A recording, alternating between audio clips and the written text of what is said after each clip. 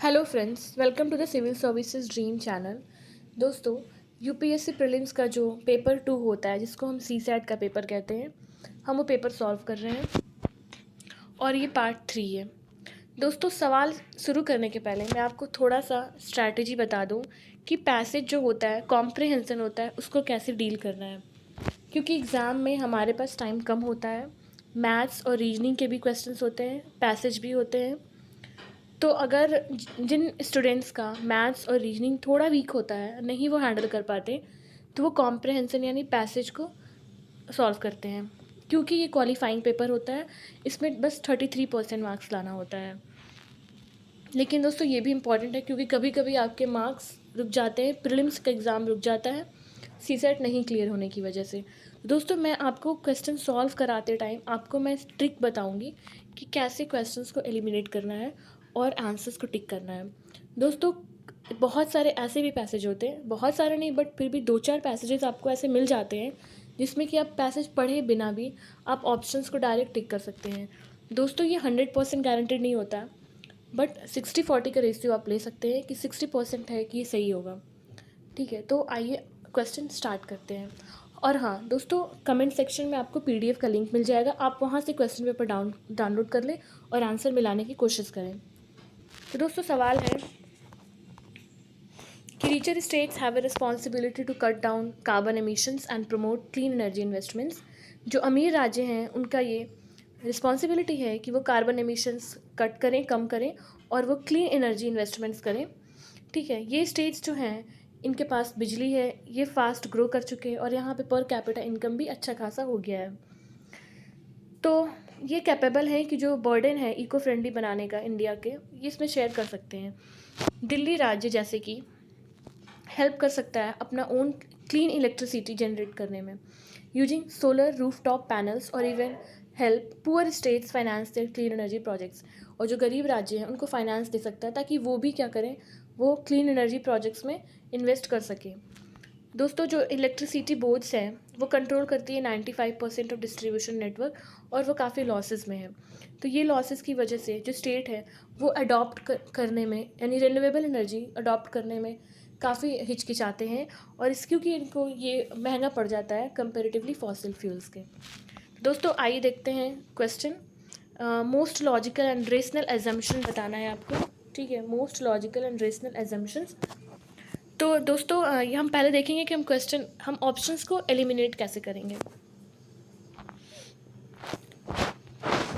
अगर हम देखें कि richer states must lead in the production and the adoption of renewable energy. जो अमीर राज्य हैं उनको बिल्कुल प्रोडक्शन लीड करना चाहिए और अडॉप्ट करना चाहिए रिन्यूएबल एनर्जी को। तो दोस्तों, ये ऑप्शन थोड़ा ठीक ठीक लग रहा है, तो इसे हम डॉट कर देते हैं। नेक्स्ट ऑप्शन देखते हैं। The poor states always have to depend on the rich states for electricity. आप देख लीजिए, पैसेज में कहीं नहीं लिखा कि पुअर स्टेट्स जो हैं वो हमेशा डिपेंड रहेंगे रिच स्टेट्स पे, या फिर यहाँ पे काफ़ी एक्सट्रीम वर्ड्स यूज़ किया गया है ऑलवेज, तो इसको एलिमिनेट कर दीजिए आप। The state electricity boards can improve their finances by undertaking clean energy projects. दोस्तों, ये भी गलत हो जाएगा क्योंकि हमने देखा था कि जो स्टेट इलेक्ट्रिसिटी बोर्ड्स हैं वो काफ़ी डिस्करेज होते हैं क्लीन एनर्जी प्रोजेक्ट्स तो लेने में। दोस्तों, उनको काफ़ी महंगा पड़ता है। तो ठीक है, नेक्स्ट है कि the income high disparity between rich and poor is the major cause of the high carbon emission.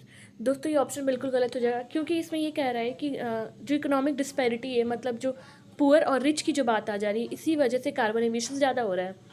तो ये ऑप्शन सही हो जाएगा। दोस्तों, ये पैसेज जो था, मैं आपको थोड़ा पैसेज के बारे में बताते चलूँगी। ये पैसेज जो था ये था 1 to 2 टाइम्स रीड करने वाला, और उसके बाद इसको ऑप्शन को सॉल्व करने वाला था। आइए देखते हैं नेक्स्ट क्वेश्चन में, नेक्स्ट पैसेज में हम देखेंगे ट्रिक।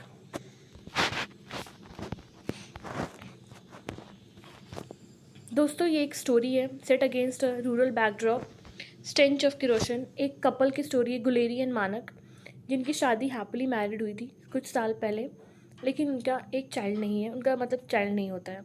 मानक की जो मदर है काफ़ी डेस्परेट है, उनको ग्रैंड चाइल्ड चाहिए होता है। क्यों? फैमिली का नाम आगे बढ़ाने के लिए। इसीलिए उन्होंने मानक की शादी कर देती हैं गुलेरी की एब्सेंस में। मानक शादी नहीं करना चाहता था लेकिन उसे करना पड़ा। ठीक है, जब गुलेरी को पता चलता है कि उसके हस्बैंड की दूसरी शादी हो रही है, तो वो अपने कपड़े पे केरोसिन डाल लेती है और वो उसमें आग लगा लेती है। मानक का दिल टूट जाता है और यहाँ से वो एक ज़िंदगी जीता तो है लेकिन वो एक डेड मैन यानी एक जिंदा लाश की तरह। तो जब उसकी दूसरी वाइफ का एक सन होता है, बेटा होता है, तो मानक उसे घूरता है लंबे समय तक और कहता है इसको यहाँ से ले जाओ, इससे किरोशन की बू आ रही है। ठीक है, तो दोस्तों ये काफ़ी सेंसिटिव इशू बेस्ड स्टोरी था, तो आपको यही बताना है कि रीडर क्या सेंसिटाइज कर रहे हैं। तो दोस्तों प्यार और धोखा की तो यहाँ बात कर नहीं रहे हैं, तो ये ऑप्शन आप एलिमिनेट कर लेंगे। ठीक है, lack of legal safeguards, legality की भी इसमें दूर दूर तक कोई बात नहीं हुई है। ठीक है, ये एक सामाजिक थोड़ा सोशल टाइप ये मैसेज जा रहा था। तो दोस्तों 1 और 2 में अगर आप कंफ्यूज हैं तो ऑप्शन होगा D, influence of patriarchal mindset, क्योंकि हमसे सवाल पूछा है कि रीडर को क्या सेंसिटाइज कर रहा है, तो पैट्रियार्कल माइंडसेट कर रहा है। Next, the ultimate aim of the government is not to rule और कंट्रोल बाई फियर। दोस्तों इसमें ये कह रहा है कि जो सरकार है उनका ये उद्देश्य नहीं होना चाहिए कि वो रूल करे लोगों को डरा के। ठीक है, या फिर लोगों से डिमांड करे कि आप मुझे ओबे करो, मतलब आप वही बात मानो, आप मेरी बात मानो बस। ठीक है, जबकि ये है कि वो हर इंसान को, एवरी मैन को वो फ्री कर दे, उनके अपने जो नेचुरल राइट्स हैं, अधिकार हैं, उनको दे और काम करें बिना किसी को इंजरी। इंसान ऐसे काम करे ताकि वो खुद को भी इंजरी ना पहुंचाए, दूसरों को भी ना पहुंचाए। उद्देश्य सरकार का ये होता है कि वो एक इंसान को, एक बींग्स को, रेशनल बींग को कठपुतली ना बनाने की कोशिश करे और उनको ये डेवलप करे कि उनका माइंड और बॉडी जो है सिक्योरिटी में रहे एंड एम्प्लॉय द रीज़न अनशैकल्ड। तो दोस्तों आइए देखते हैं सवाल में ये कह रहा है कि आपको इसे बताना है कि most logical and rational influence. दोस्तों आपको ये पढ़ने की ज़रूरत नहीं कि which among the following is the, आप हाईलाइटेड वर्ड्स पढ़ लो।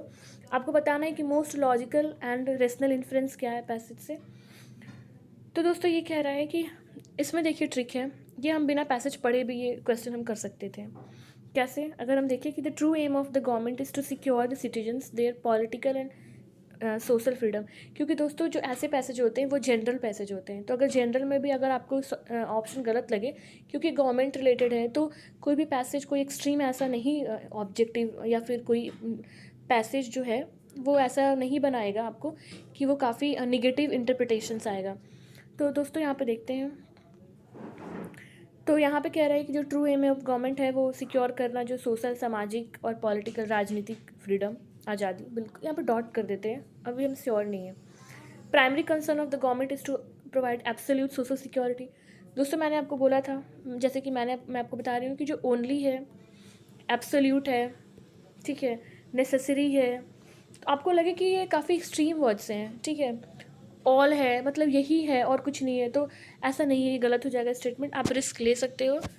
तो इसमें ये एब्सोल्यूट है, यहाँ देखो इसमें भी एब्सोल्यूट है एंड इसमें भी एब्सोल्यूट है, तीनों ऑप्शन गलत हो जाएगा, आंसर हो जाएगा A. Next, which of the following, अच्छा इसका पैसेज है पहले वो देख लेते हैं। कह रहा है कि म्यूनिसिपल कॉरपोरेशंस अंडर स्टाफ है, जो म्यूनिसिपल कॉरपोरेशंस है उसमें स्टाफ की कमी है, स्किल्स और कॉम्पिटेंसीज भी काफ़ी बड़ा चैलेंज है, urban services delivery infrastructure plan करने में और उसको लागू करने में काफ़ी दिक्कत होती है, काफ़ी पेचीदा हो जाता है, उनको हाई डिग्री ऑफ स्पेशलाइजेशन चाहिए और प्रोफेशनलिज्म चाहिए, ये सारी चीज़ें मैनेज करने के लिए, प्लान करने के लिए।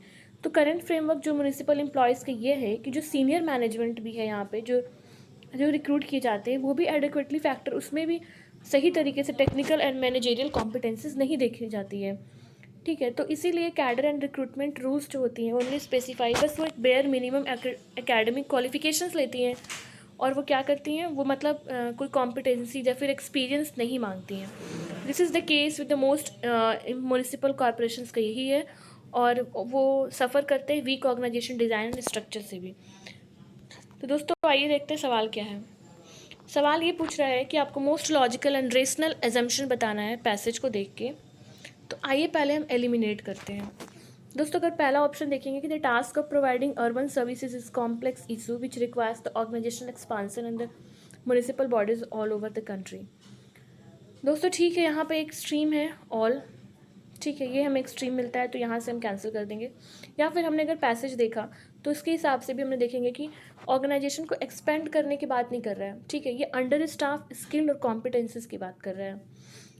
Second, our cities can provide better quality of life in our local government bodies have adequate staff with required skills and competencies तो दोस्तों यहाँ डॉट कर लेते हैं कि इसके लिए मैं श्योर नहीं हूँ अभी, और ऑप्शन देखते हैं। Lack of skilled staff is due to the absence of institutions which offer the requisite skills in city management. दोस्तों ये भी ऑप्शन गलत हो जाएगा, क्योंकि ये कह रहा है कि इंस्टीट्यूशंस नहीं होने की वजह से जो है स्किल्ड स्टाफ की कमी है। And our country is not taking the advantages of the demographic. दोस्तों बिल्कुल गलत। अगर आपको पता होगा तो आप देखो, डेमोग्राफिक डिविडेंड दूर दूर तक ऑप्शन में नहीं लिखा है, तो हमारा करेक्ट आंसर हो जाएगा बी। आइए देखते हैं नेक्स्ट क्वेश्चन। दोस्तों पैसेज है कि फ्लैमिंगोज लार्ज फ्लॉक्स में वाइल्ड रहते हैं। ये काफ़ी फ्लैमिंगोज बर्ड की बात की जा रही है यहाँ पे, ठीक है, अगर आपको पता होगा तो। ये काफ़ी सामाजिक है और लॉयल भी हैं, ठीक है। ये ग्रुप में डांस करते हैं, एंड जो पेरेंट्स हैं वो काफ़ी अपने जो उनके बच्चे होते हैं, उनको चिक्स होते हैं, उनको लेके काफ़ी फॉन्ड होते हैं। वो उनको क्रैचेस जैसा कुछ रख देते हैं उनको प्रोटेक्शन के लिए। कब? जब दोनों मेल और फीमेल्स जो हैं वो उड़ जाते हैं, फूड यानी खाना सर्च करने जाते हैं, तो क्रैचेस में अपने बच्चों को रख देते हैं। तो दोस्तों यहाँ पे हम देखते हैं कि ये क्या कह रहा है सवाल। तो दोस्तों यहाँ पे कह रहा है मोस्ट लॉजिकल कोरोलॉजी बताना है आपको, ठीक है। तो कह रहा है मास nesting in all species of bird. दोस्तों ऑल स्पीसीज तो मैंने एलिमिनेट कर दिया, ओनली बर्ड्स एलिमिनेट कर दिया, एंड ऑल स्पेसिस तो करेक्ट ऑप्शन हो गया 25 का सी। दोस्तों अगर आप पैसेज नहीं भी पढ़ते हैं, या फिर चलो छोटा सा पैसेज अगर आपने पढ़ भी लिया तो भी ठीक है, बट दोस्तों मैंने आपको जो ट्रिक बताया है कि आप जो एक्सट्रीम है अगर उसको पहचानना आप सीख गए तो आप इजीली एलिमिनेट कर सकते हैं ऑप्शंस। आइए देखते हैं next. Vast numbers of Indian citizens without the bank accounts live in rural areas. दोस्तों गांव में काफ़ी सारे जो इंडियन सिटीजन्स हैं, नागरिक हैं, वो बिना बैंक अकाउंट के रहते हैं। फिर ठीक है, क्योंकि वो फंक्शनली और फाइनेंशियली काफ़ी जो पैसे को लेके काफ़ी वो इलिटरेट है, यानी कि पढ़े लिखे नहीं है, and have little experience with technology के मामले में भी उनको काफ़ी कम एक्सपीरियंस है। Research study was conducted in a particular area in which. एक रिसर्च स्टडी की गई थी एक पर्टिकुलर एरिया में, ठीक है, जिसमें कि इलेक्ट्रॉनिक वेज पेमेंट्स मनरेगा में लाई गई थी, कि ताकि डायरेक्टली पैसा जो है उनके वर्कर्स के अकाउंट में चले जाए। तो ये ऑब्जर्व किया गया कि जो रेसिपिएंट्स होते हैं, जो पैसा लेने वाले होते हैं, वो एज्यूम करते हैं कि विलेज लीडर जो हैं, जो गाँव के जो लीडर हैं, उनसे मीडिएट करना चाहिए प्रोसेस को लेके, क्योंकि पहले तो वो उनको पेपर बेस्ड सिस्टम था, अब इलेक्ट्रॉनिक बेस्ड सिस्टम हो रहा है। और among households under the such research study area who claim to have at least one bank account, over a third reported, मतलब 1/3 रिपोर्टेड स्टिल 1/3 जो है वो स्टिल रिसीव मनरेगा वेजेस डायरेक्टली कैश में लेते हैं, फ्रॉम विलेज लीडर से लेते हैं, ठीक है। मतलब electronic wage system, financial inclusion की कमी है यहाँ पे। तो आप देखते हैं यहाँ पे कि क्या कह रहे हैं। आपको क्रूशियल मैसेज बताना है, मोस्ट लॉजिकल और रेशनल बताना है। पैसेज से क्या निकला देखिए दोस्तों, फिर से ओनली एलिमिनेट हो गया, ये ऑप्शन तो एलिमिनेट हो गया। The paper based system of payments is the more efficient. Paper based कभी इफिशिएंट हो भी नहीं सकता जनरल मैनर में भी, ठीक है। कह रहा है कि more efficient electronic payment in the present scenario. तो प्रेजेंट सिनेरियो में ये तो स्टेटमेंट ऐसे भी गलत हो जाएगा, प्रेजेंट सिनेरियो में कैसे इंपॉर्टेंट हो सकता है पेपर बेस्ड। तो goal of electronic wage payments was not eliminate mediation with the village leaders, ये ऑप्शन भी गलत हो जाएगा। एंड ये ऑप्शन सही हो जाएगा फाइनेंशियल इंक्लूजन की, फाइनेंशियल लिटरेसी, रूरल पुअर की बात की जा रही है, ठीक है। काफ़ी ईजी था ये पैसे। आइए देखते हैं नेक्स्ट। कह रहे हैं कि दूसरा क्वेश्चन नहीं है। Individuals, groups and leaders who promote human development operate under the strong institutional structure and political constraints. दोस्तों ये पैसेज जो है थोड़ा सा ट्रिकी है, बट इसको भी हम देखेंगे कैसे इसको हम सॉल्व कर सकते हैं। इंडिविजुअल्स, ग्रुप्स और लीडर्स जो हैं, जो ह्यूमन डेवलपमेंट को प्रमोट करते हैं, वो under the strong institutional structure and political constants that affect policy options, जो कि पॉलिसी जो होता है ऑप्शंस को अफेक्ट करते हैं। बट एक्सपीरियंस सजेस्ट ये करता है कि जो ब्रॉड प्रिंसिपल्स होते हैं for shaping N appropriate agenda for human development. Our one important finding from several decades of human development experiences is that focusing exclusively on economic growth is problematic। कहने का मतलब दोस्तों कि ह्यूमन डेवलपमेंट के लिए, मानव विकास के लिए, जो हम इकोनॉमिक डेवलपमेंट पे बस फोकस करने की कोशिश करते हैं, वो एक प्रॉब्लम हो सकता है, प्रॉब्लमेटिक हो सकता है। While we have a good knowledge about how to advance health and education, हमारे पास अच्छी जानकारी है कैसे इम्प्रूव करना है, एडवांस करना है हेल्थ और एजुकेशन को। The causes of the growth are much less, इसका कारण जो है ग्रोथ का वो काफ़ी कम सर्टेन है and growth is often elusive. तो further and unbalanced emphasis on growth, जो अनबैलेंस्ड ग्रोथ हो रही है हमारी, is often associated with the negative environmental consequences and adverse distributional effects. कहने का मतलब जो डिस्ट्रीब्यूशन होता है दोस्तों, काफ़ी हैव्स नॉट, रिच पुअर, काफ़ी इसी को कहते हैं कि चीज़ें बहुत ज़्यादा अनबैलेंस हो जाती है, तो ऐसी चीज़ें हो जाती हैं। And the experience of the China with this impressive growth record reflects this broader concern underlines the importance of balanced approaches। China के एक्सपीरियंस से हमें समझ में आता है इसकी importance and emphasized investments in non income aspects of the human development. तो हमें नॉन इनकम मतलब इकोनॉमिक ग्रोथ के अलावा भी हमें दूसरे डायमेंशंस में भी ह्यूमन मानव विकास के बारे में सोचना चाहिए। तो आइए देखते हैं सवाल। Correct with reference to the passage आपको बताना है दोस्तों। इसमें ऐसा है कि in developing countries a strong institutional framework is the only requirement for the human development and policy options। देखो दोस्तों, ओनली है, मैंने ऑप्शन पहले एलिमिनेट कर दिया, मतलब ए और डी एलिमिनेट हो गया, 50-50 पे आ गया। तो दोस्तों टू तो भाई किसी भी तरह सही है, तो टू तो सही है। अब देखते हैं थर्ड ऑप्शन के बारे में देखते हैं। तो दोस्तों यहाँ पे तीसरे ऑप्शन में भी लो ओनली आ गया, तो ये ऑप्शन में मैंने डायरेक्ट एलिमिनेट कर दिया, ऑप्शन हो गया टू ओनली। तो अगर आप पैसेज नहीं भी पढ़ते, अगर आपको समझ में भी नहीं आता है पैसेज, तो भी आप इसे ईजिली कर सकते हैं, ठीक है। नेक्स्ट आगे कह रहा है कि with reference to the above passage, मतलब इसी पैसेज के रेफरेंस में आप एजम्पशंस बताइए कौन सा सही है, कौन सा वैलिड एजम्पशंस है।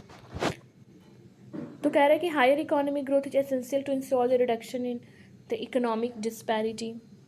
इसके बाद कह रहा है कि environmental degradation is sometimes a consequence of the economic growth. तो दोस्तों यहाँ ऑप्शन ए गलत हो जाएगा, बी हो जाएगा टू ओनली, क्योंकि हमने पहले देखा था कि हायर इकोनॉमिक ग्रोथ है वो एसेंशियल है, वो एसेंशियल नहीं है इकोनॉमिक डिस्पैरिटी को कम करने के लिए, ठीक है।